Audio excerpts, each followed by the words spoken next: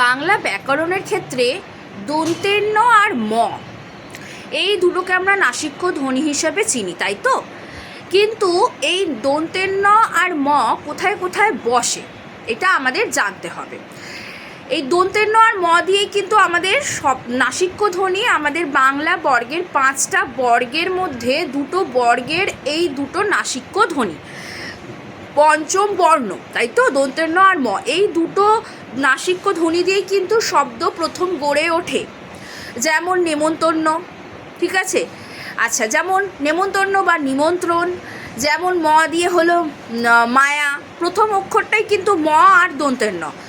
তারপর হচ্ছে দেখো মরিচা, তারপর দেখো মোদক, তারপর দেখো মদিরা, তারপর দেখো দন্তের ন দিয়ে নাচ, নাচন, এইগুলো হচ্ছে দন্তের ন আর ম এই দুটো নাসিক্য ধ্বনি দিয়ে শুরু হচ্ছে শব্দ।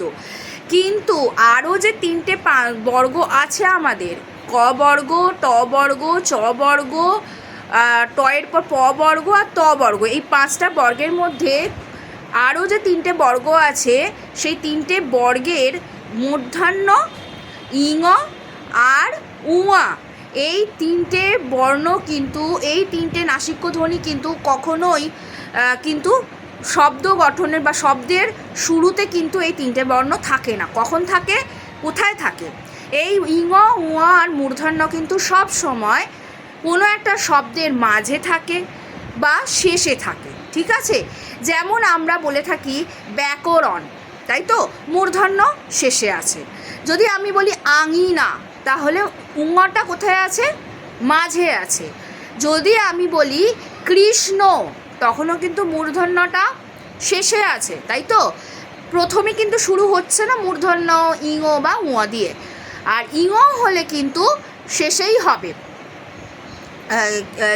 ইঙ যদি আমরা কিছু একটা বলি, ধরো কিঞ্চিত, শেষে হবে বা মাঝে হবে। কিঞ্চিত, হকয় হস্যই, ইঙয় চয় হস্যই, খণ্ডের ত, কিঞ্চিত, তাই তো?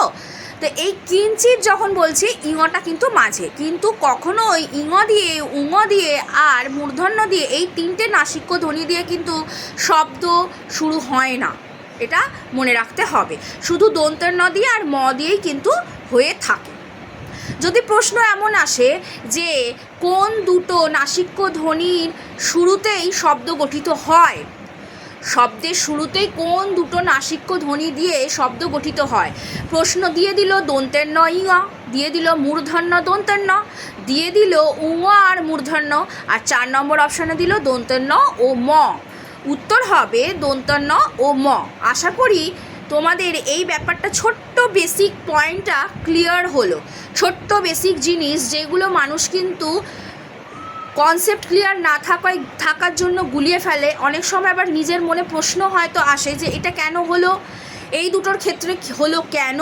এই কারণে দন্তের ন আর ম, মূর্ধন্য ইঙ আর উঙ কখনোই কিন্তু হবে না, ঠিক আছে? আর 5টাই কিন্তু নাসিক্য ধ্বনি। আশা করি বোঝাতে পেরেছি। যদি প্রশ্ন আসে, অবশ্যই দন্তের ন আর ম হবে।